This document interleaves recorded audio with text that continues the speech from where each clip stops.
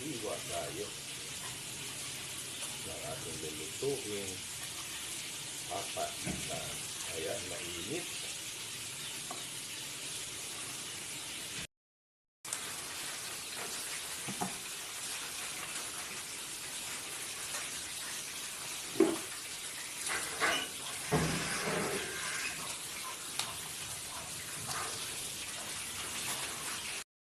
Siyempre, bago tayo magkisa, lagyan muna natin ng mga panangkap na ganito para malasa na mamaya kahit tayo ay magsabaw na, mga boss ka-idol. Ayan. Ang technique, masarap. At ngayon tayo ay magigisa na, mga boss ka-idol. Ayan. Pinagsabay na natin ang luya at saka sibuyas.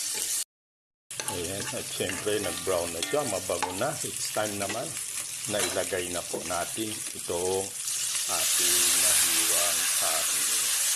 O, diba? Then dito naman sa kabila, meron po tayong pritong mga boss.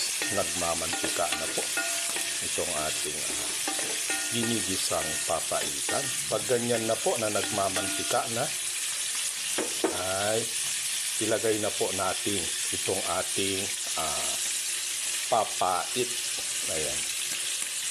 Kailangan po natin i-ano siya mabuti kasi yung nasa ano po is hindi po pwede ilagay yun.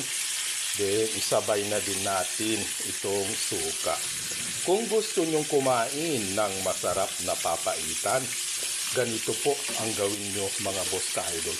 Hindi ko po sinasabi na ito yung tama o perfect na pagluto ng papaitan. Pero natitiyak ko po sa inyo, kakaiba pong sarap ang ating papaitan pag ginaya nyo itong ating estilo ng pagluluto.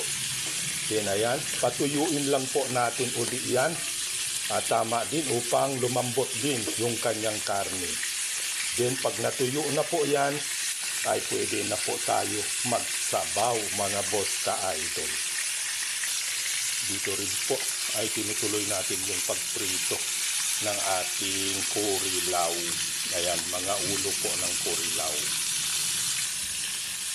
Ayan na, mga boss, kumukulo na po siya. Ayan na. Malapit na matuyo, mga boss. Ayan. Halo-haloin lang hanggang sa magmantika uli, saka tayo magsabaw. Ayun.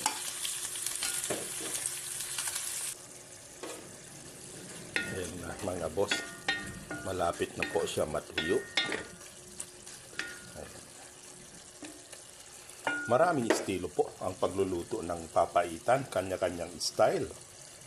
Ayan, ito naman po ang aking pamamaraan, mga boss ka-idol.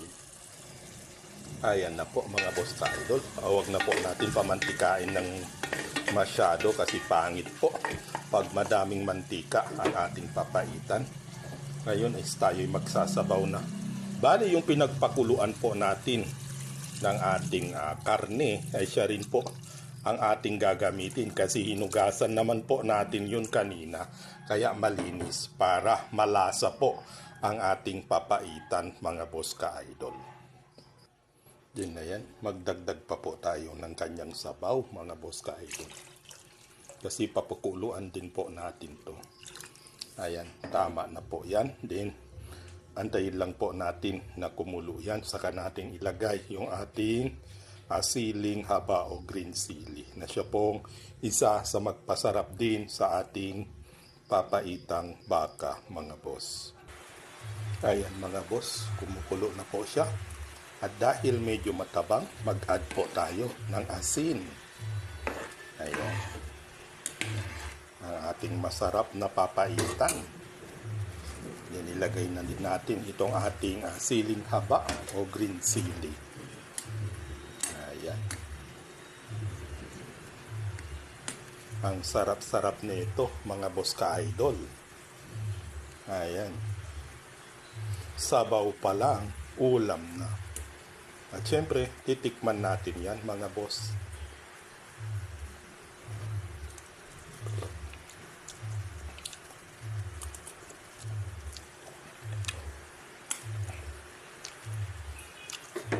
Wow!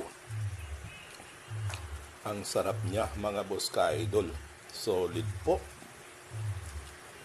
Ayan po, pwede na po yan. Luto na po ang ating papaitang baka mga boss ka-idol. Hanggang dito na lang po. Maraming salamat sa pagpanood.